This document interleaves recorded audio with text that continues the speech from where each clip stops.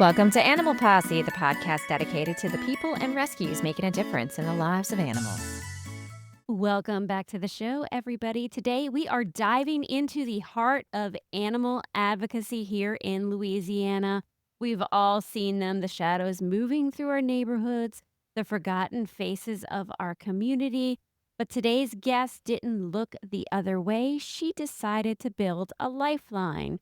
I am joined by Hannah Louviere, the force behind Forgotten Felines Rescue of Louisiana.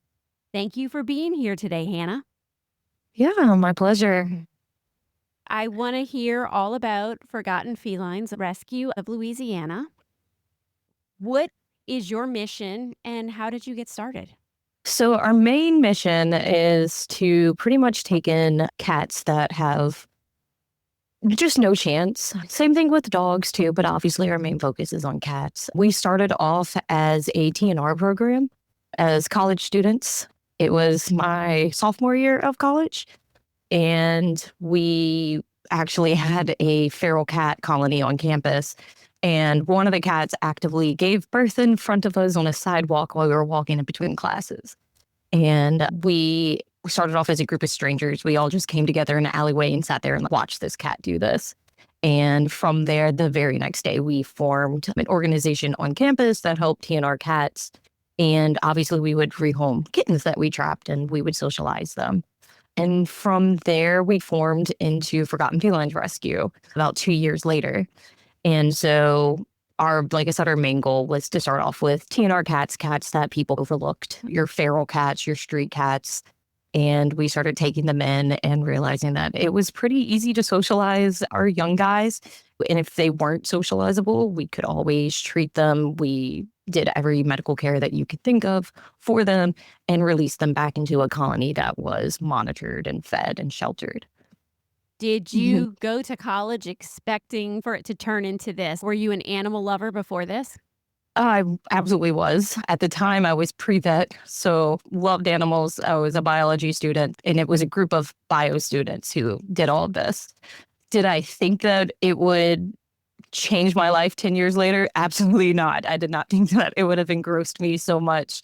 I knew that my goal was to always help animals in some form. I do remember one of my questions for one of our pre-professional groups was like, what kind of deems you as successful in your job or in life? And one of my statements was to be able to help any animal that I see.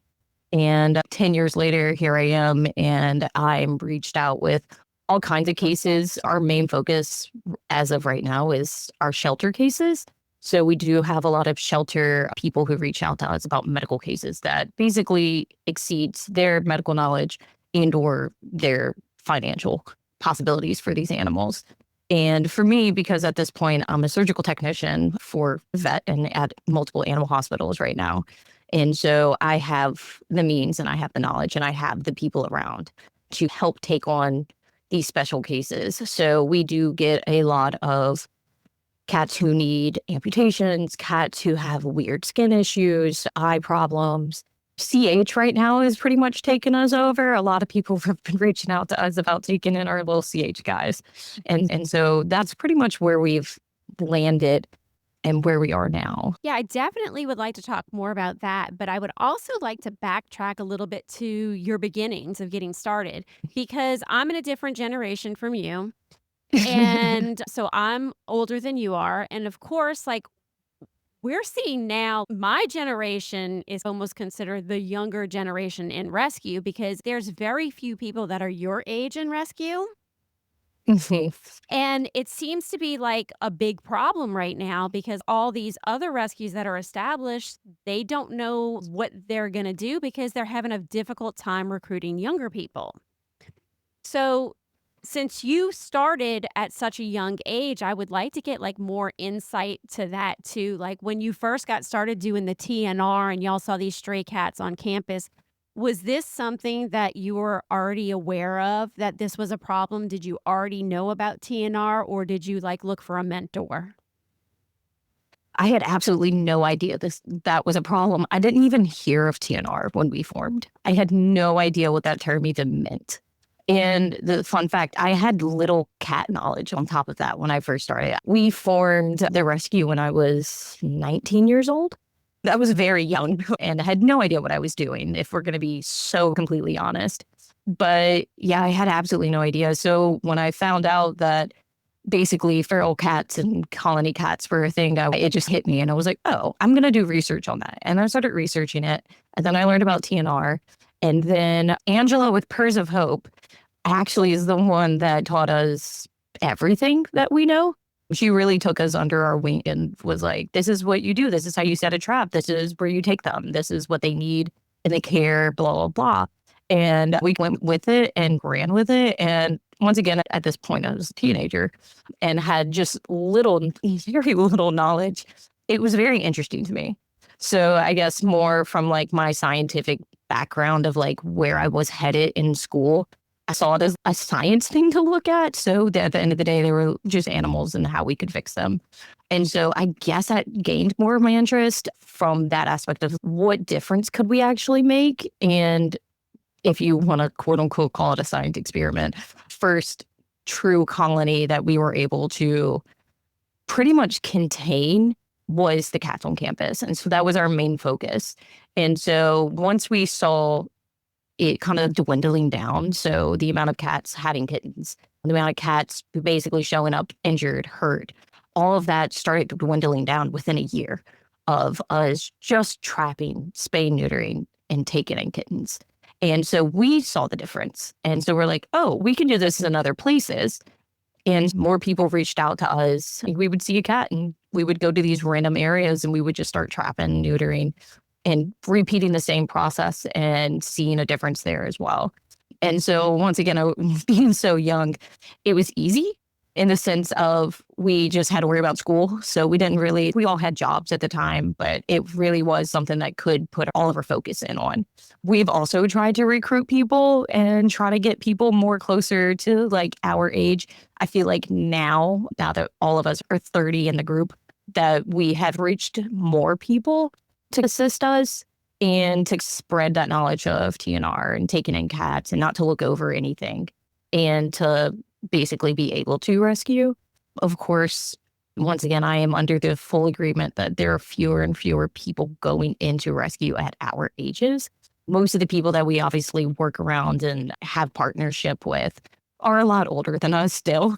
And so, there is like that generational break, but we all work together and they've taught us so much. And so I get to see what other rescues have done who have been in it for decades and take that knowledge and put it under our rescue. And we have a lot of partnerships. One of our good partners is with St. Mary's area, so the Parish, and the Avery Project. She is the closest one to our age that we've actually had who started up her own rescue as well. And she does everything. A lot of her focus is basically like getting animals that are in need and she transports them to other rescues, us being her main resource. So we actually have a direct pipeline for a lot of neglect cases, hoarding cases, animals with severe medical conditions that are outside the prospects of other places that would be willing to take them in. And so she reaches out to us and she knows that I'm a sucker and I'll never say no, especially to a medical case. Even when we have no room, no space, we have limited amount of funds. If it's an animal in need, like she knows that I'll take it.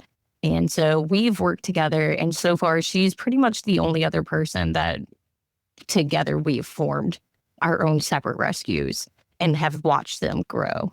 And one of the things that I never thought, being 19-year-old me, starting this up and doing this in between classes and meeting with people and trapping cats and running cats to the vet before class and stuff, was that we would ever own like an actual facility or a building, because I never thought that we would get as big or that any of us would still be in the rescue, because it was started off as a school project. And here we are in 2026, and we just basically bought our own building. And so we're working on having an actual facility instead of being foster-based right now, which, once again, never in my brain when I first started this rescue did I think that's where we would end up. Congratulations on that. That's quite an accomplishment. So is it Thank you. still all the same people that are in the rescue? Is everybody who was originally there still involved? Unfortunately, no. So when we first formed, it was 4 core members, and 2 have obviously, we were so young when we were in college already. So they all had future prospects and what they were going into. So 2 of the members have stopped and are doing their own thing and doing their own future. And then there is still the 2 core members, which is me and Caitlin, who has pretty much downsized on what she's done in the rescue, but she's always there. She's always a part of the rescue with decision making and stuff like that. So the newest member of the group would be Alyssa, who I've pretty much suckered into being part of the rescue. She can't say no. She started off as just a little foster, and now she is also she's not a founding member, but she has become an actual core member of our rescue. So it really is just the 3 of us still running this. Me, of course, taking in the most and dealing with the most and helping with like outreach and communities right now. And it's a lot, but we all have each other at the end of the day whenever it comes down to, I'm too stressed. Can you do this? And they're like, absolutely. And they're on it. So yeah, I miss what we were when we were in college, but I like where we are right now. Tell me a little bit about the building that you have. So are your hopes to go fully like foster free with this building?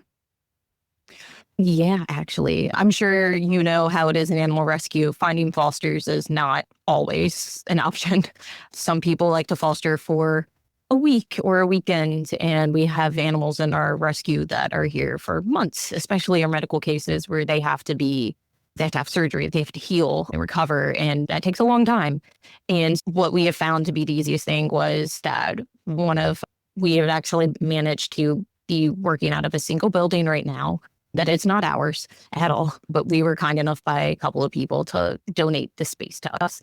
And so it is just fully under my care with animals. And so it has become very overwhelming. And of course, the more social media interest that we get, the more people that want to reach out and help, we aren't able to actually allow them to help just because of the circumstances of where we are. And once again, we have a handful of fosters, but they can't always foster, but we always take in. We had reached out to a few people, and we have very kind, generous people who have said, whatever you need, we'll help you with. And the new building that we have, it is actually 2 separate buildings right now that we are going to be combining with one single door, but we will have a medical side. So that will be our side for all of our new intakes who are under quarantine. We do a 2-week quarantine on everybody who comes through to limit any outbreaks or risk of anything going out of control. And any medical cases that we have will be on that side. And of course, in rescue, the main things that we see are ringworm, URI, things like that. So they'll all have their own separate rooms that they'll be in. And so they can be there. And then our quarantine space will be in a different area in the same building. And then for all of our healthy cats who have not been diagnosed with anything or have just pretty much recovered fully from whatever they've had previously, will go on the adoption side. And so we will have the adoption side for baby kittens and basically juveniles and adults, and they can just free roam and be happy and not left in cages or anything like that.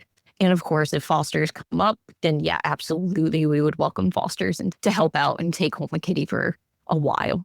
But yeah, our goal is to no longer be foster based, but to have a physical facility where these animals can roam free and have as much freedom as they can without any time frame, without any time limits of us having to be like, okay, they have to be out by this time because this foster can no longer foster them. So it reduces the stress on us as well as for them because they don't have to get moved around back and forth, and which does unfortunately happen a lot when you're foster based. Is when one foster is out, another foster might step in, and then they go to a different house and they have to reacclimate all over again. And us being a cat rescue, we all know how stressful that can be on cats. Some cats are perfect and they don't care about anything. And then there are other cats where it's the most jarring, life-altering thing that they've ever experienced with going into a new environment. And an effort to reduce their stress is give them one space they can be in and have all of the amenities that they could have for a cat that they could enjoy, and have people come by and play with them and see them anytime they want it and hopefully get adopted. fingers crossed. But yeah, I'm very excited for this new space that we're getting, not only for obviously for our sake, but definitely for the cats, because they do deserve to be in that type of setting instead of being tossed from foster home to foster home. And I know that's a bad word to use by tossed, but you understand what I mean by just going in between homes until they go into their permanent home. Yeah, absolutely. How many animals are you going to be able to house in your facility? Actually, it's a very large facility now, with it being a two combined buildings. So we don't really have a limit as long as we have space, or if somebody reaches out to us, we will always make space for them.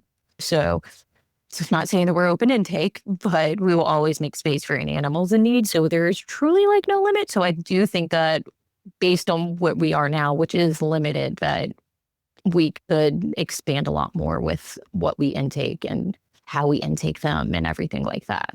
So that's also really exciting because once again, our main focus is St. Mary's Parish right now, because we live in St. Tammany, and there's rescues and there's people on every corner that help animals.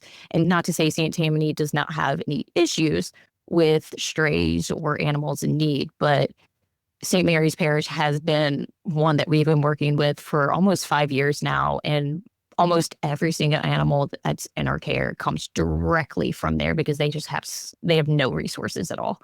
And they have very little veterinarian help where they help out rescues. They don't offer discounts a whole lot.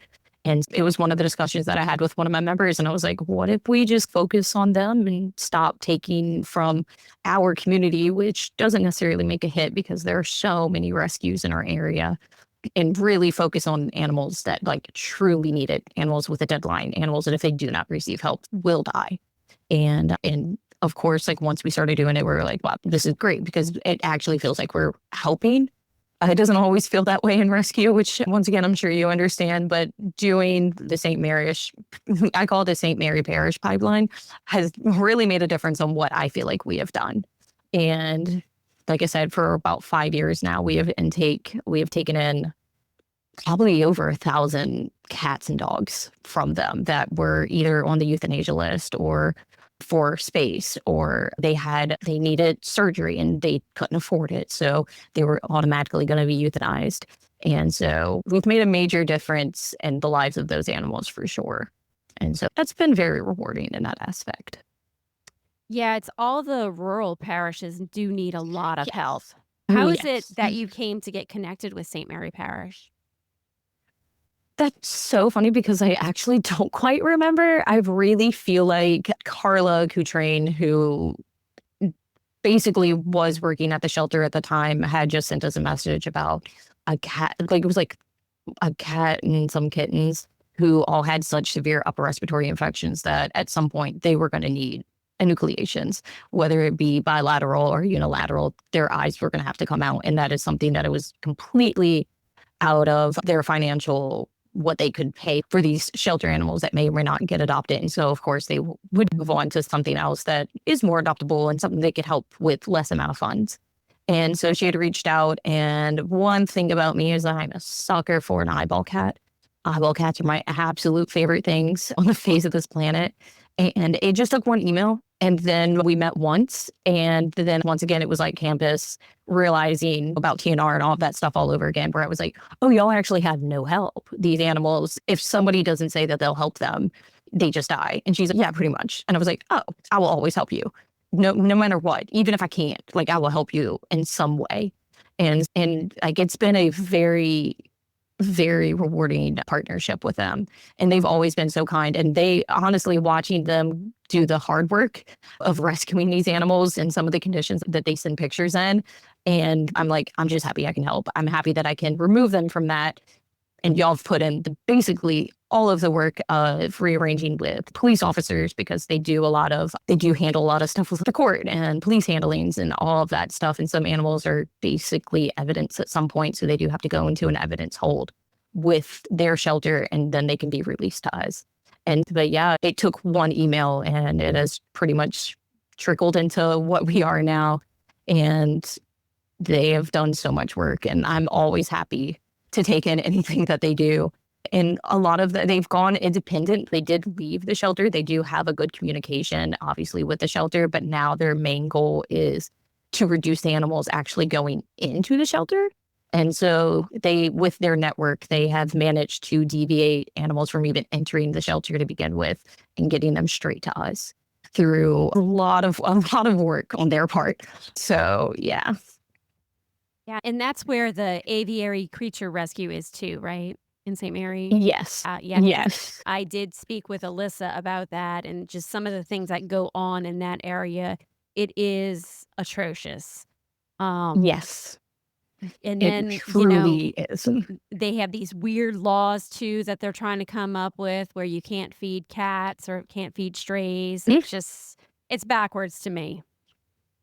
I could not agree more. And those weird laws is actually what led to us having to form Forgotten Felines Rescue. When we were on campus, like I said, it was like a school project. And so we were Campus Cat Coalition for a while. And the president of the campus basically accused us of putting cats on campus. And we're like, no, we are putting the cats back, but they are fixed and they are healthy. And so they can stay on this campus. And if we remove them, you'll create a full effect. And we had to go into all of that. And he basically, with keeping it nice, he did threaten our academic careers at the time. And so we, of course, were scared little college students who were like, if he ruins us, like, what's going to happen? And one of the loopholes that we found was that he can't touch a 501c3 rescue. If a 501c3 is on a public campus, he cannot do anything about it. And so that's what led to us actually forming Forgotten Felines Rescue from there. And they still have a lot of laws that we have had to like loop around, but one of the main ones, and I will never understand it, is not feeding colony cats. I don't understand how that can ever be illegal to feed a stray animal or any animal in need in general. If you feed them, they don't become a nuisance. If you starve them, they will become a nuisance. And then that is how sick animals spread disease if they're not taken care of, if they're not sheltered, if they're not cared for in any capacity. That is more detrimental to the environment and the community. Not everyone sees it that way. Yeah, that's the same thing that I said when Alyssa told me that. I was like, they're creating a nuisance. Like they're trying to say, Yes. oh, we're going to get rid of the nuisance. We're not going to feed them. And it's no, you're creating the nuisance by not feeding them. It makes no sense. It truly makes zero sense because if you keep an animal fed, yes, they will quote unquote be more familiar with people. And I guess they'll be more likely to come in people's public spaces, but the animals are already there.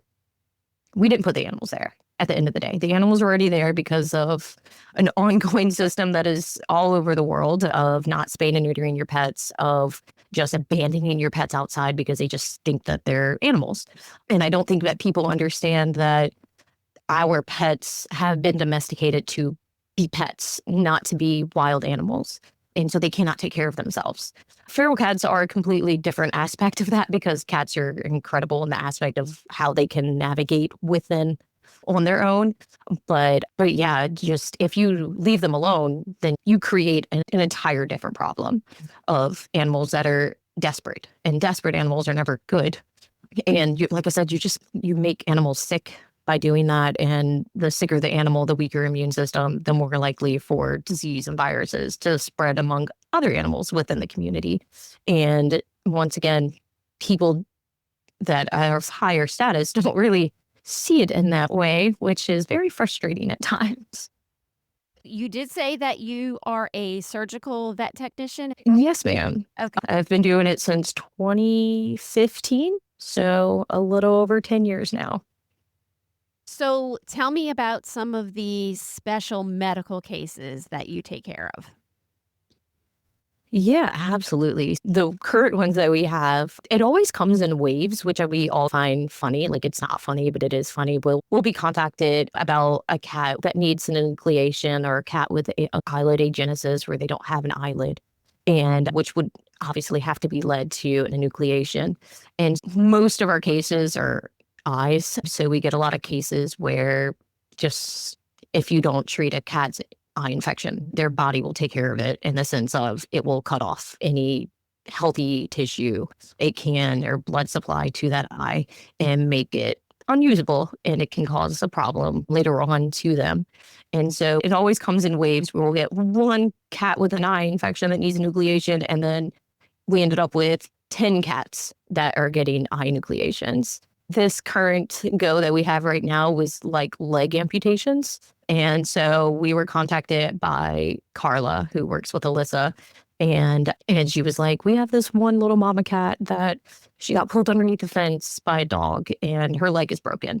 And it was such a severe break. And this cat was left alone on this porch with her baby kittens that she was trying so hard to take care of, with basically a compound fracture in her upper femur, something that is very difficult to heal. And because she was left alone with it for about a week and a half, surgically repairing it becomes less and less likely to sustain in the long run. And so obviously when you get a case like that, then a leg amputation occurs. So we had her come in as just a leg amputation, and we actually still have her in the rescue. Her name is IHOP, and she's amazing. And then the second cat that we were contacted was actually a cat that they've been trying to trap for about 8 months.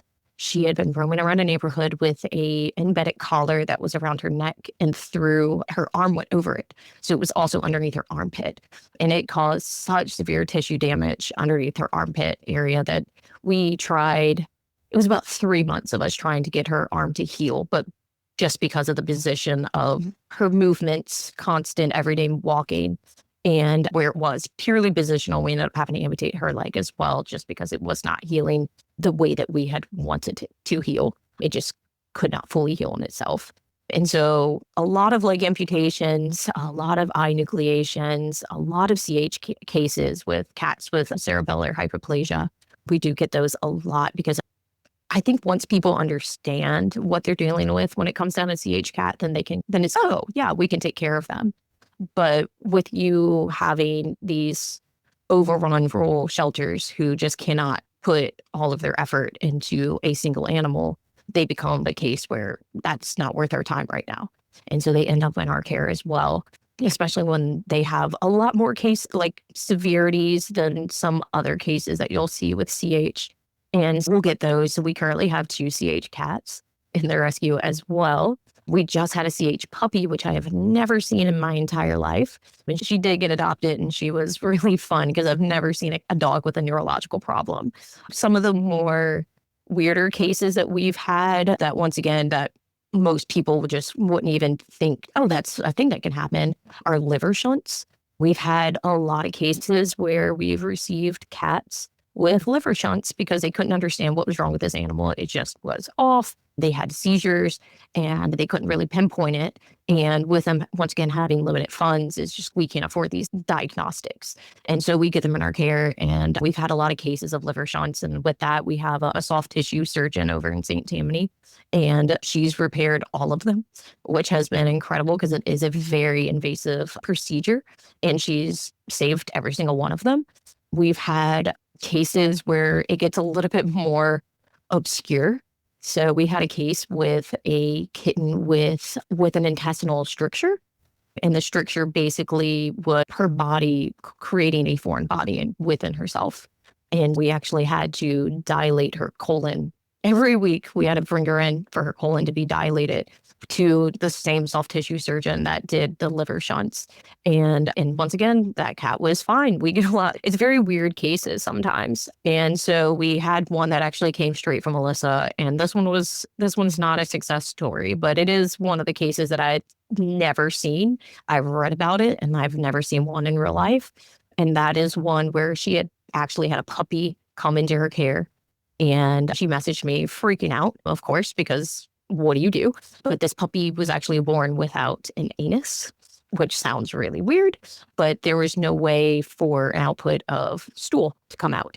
And so it was basically using the puppy's vulva in order to push that out. And so that was a really, really weird case that we went with the soft tissue surgeon, and she went under a couple surgeries. Unfortunately for her, none of them were successful. And we did end up having to humanely euthanize this puppy. But yeah, those are a lot of the cases that we see. We either see something that's super common, like eye nucleations and leg amputations, or it's so obscure that you're like, this doesn't actually happen. And then you get a case and you're like, oh, it does happen. And we also find cases of, obviously with our dogs, and you're pulling them from rural areas, is embedded collars. We've had 3 cases just last year of dogs with little dogs or puppies with 12-pound chains wrapped around their neck. And of course, with it weighing them down and them being so weak because they're little, it just starts just pressing in and their body trying to recover the damage. And it obviously ends up growing over the chain. And so we've had a lot of cases where we've had to remove chains. One of the most, I say, aggressive one that we've seen was a little dog named Destiny. She went through the absolute ringer through everything. And incredible dog, the sweetest little baby, but her chain was so embedded into her neck that she actually had to have basically a tracheotomy because it was into her trachea at that point. And so she had to undergo a lot of surgeries and within her neck and her throat. It caused some cervical damage to her neck as well.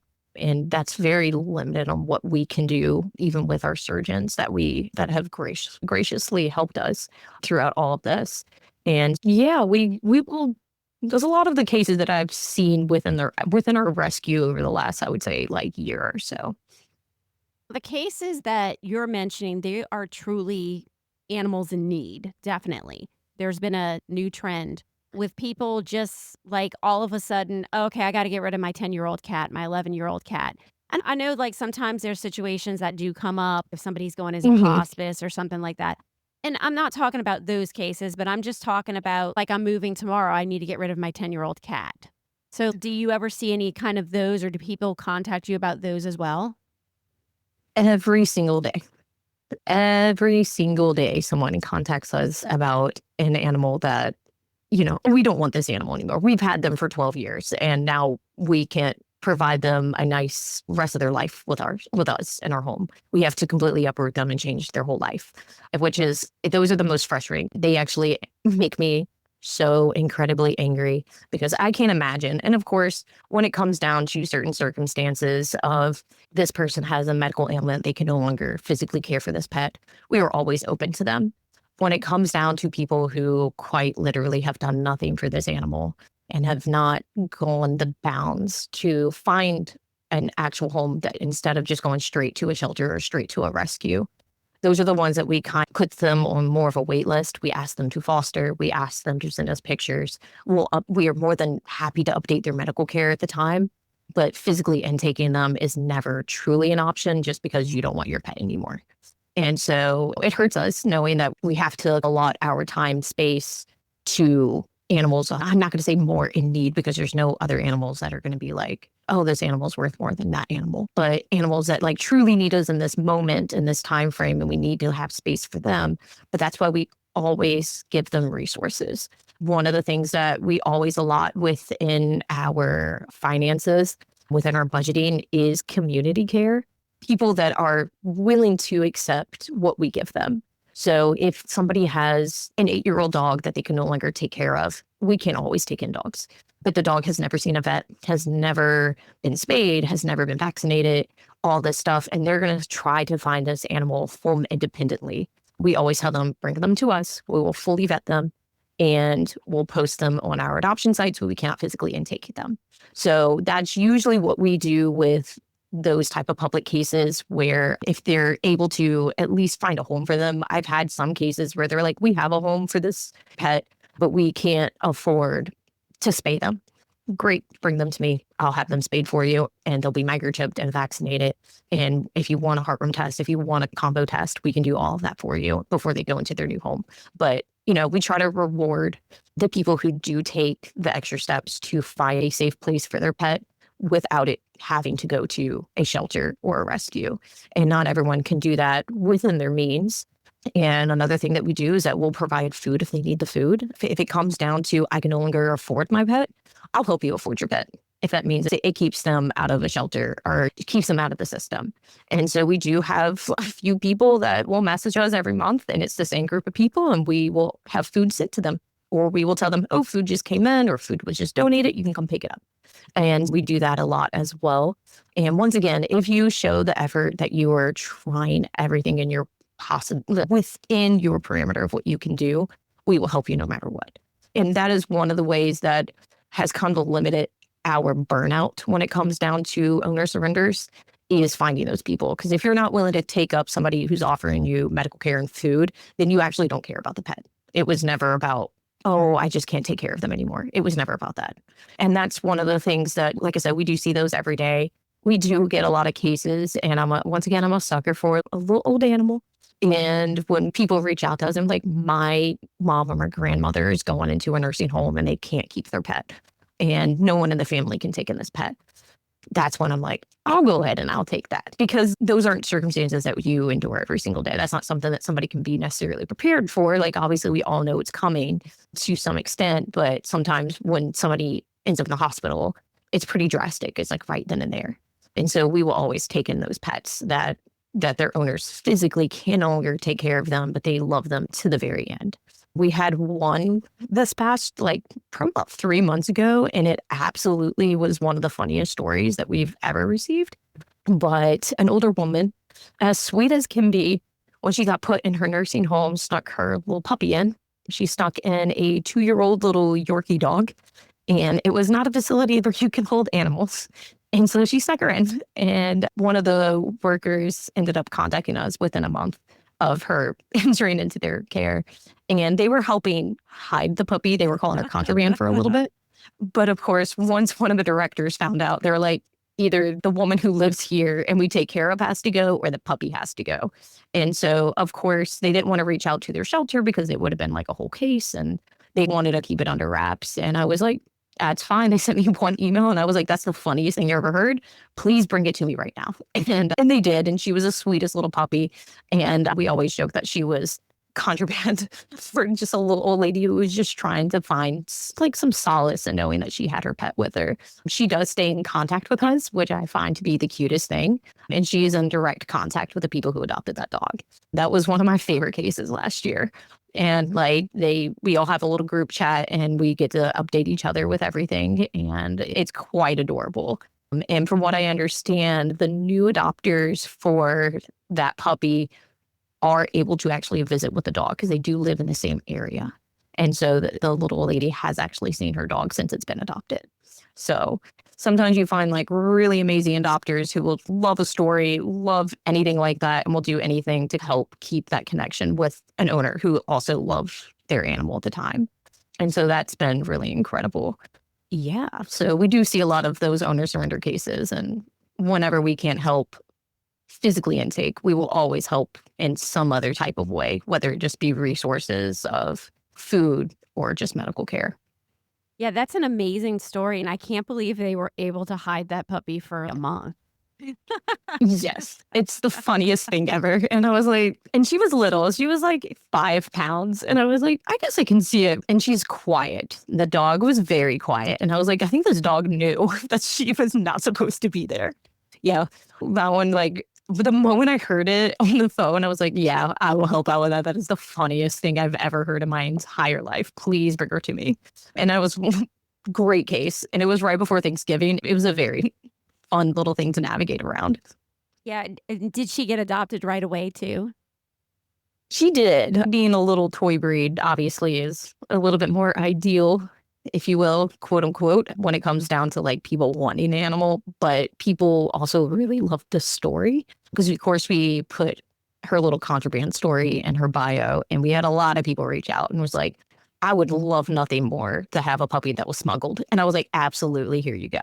Yeah, she got adopted pretty quickly. And the home that she went into, like I said, amazing. The fact that they stay in communications with her previous owner who tried so hard to keep her basically without having to give her up is also just icing on the cake of what we've managed to help both her and, of course, the animal.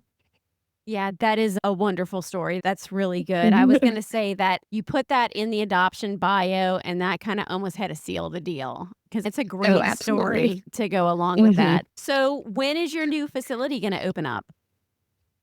We're hoping that the adoption side, our grand scheme of things is that by March 1st, we'll actually be open to the public. It will still be appointment only, of course. But with everything going under the works now with our contractors, everything looks like it's going to be ready in the next couple weeks. That's great. It was great speaking with you and learning all about what you did. The story of how you got started was really interesting. It's really It was- amazing, yes. and it's truly an inspiration, so I do hope it inspires other young people to get started with doing this as well. I hope so too. And once again, for any young people who are interested in something like that, but don't think that they have the means, just know that I did not at all. I was still a broke college student who had no idea what she was doing. And now here we are, actually having a 501c3 that I'm in charge of and being quote unquote an adult with running it and taking care of so many animals. Once again, I never thought that this is where we would be the 10 years that I've been doing this, which is crazy to say that I've been doing this for 10 years. Thank you for coming on the show. I appreciate it. Absolutely. Thank you so much for having me. And thank you so much for wanting to talk about Forgotten Felines Rescue. That's it for today's episode. I want to thank everybody for listening and supporting us. If you want to take that an extra step, consider becoming a member. We just added this to our website, animalposse.com. Scroll down, look for the support tab. Our membership program is going to help us directly support animals in need, whether that be through vaccinations, food, or spay-neuter efforts.